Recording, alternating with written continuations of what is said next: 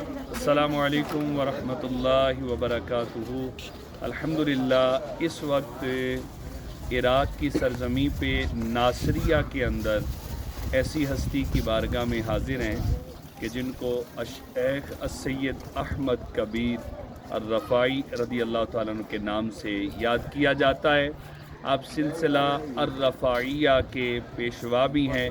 आपके जद्द अमजद रफ़ा के नाम से मशहूर थे, उसी निस्बत से आपको रफ़ाई कहा जाता है।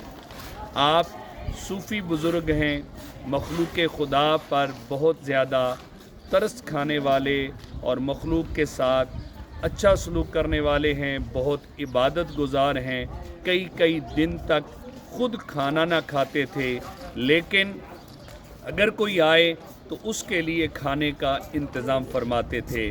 सिर्फ़ एक बात मैं ज़िक्र करता हूँ, एक बार आप अपने मुरीदीन से फरमाने लगे कि मेरा कोई ऐब हो तो उसे बयान करो। तो एक मुरीद ने कहा, हुज़ूर मैं आपका एक ऐब बताना चाहता हूँ। आप मुतवज्जे होकर फरमाने लगे, जी बताओ।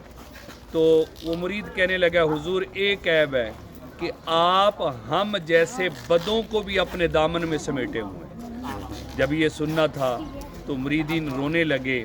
फिर आप फरमाने लगे कि मैं तो अल्लाह का एक आम सा बंदा हूँ, ये आपकी आजज़ी है, आप तक़वे के पैकर हैं, बहुत आली मकाम रखते हैं। इराक़ की सरज़मीं पर नासरिया के अंदर आपका ये मज़ार पुरअनवार है। अल्लाह यहाँ की बरक़ात से हम सबको माला माल फरमाए।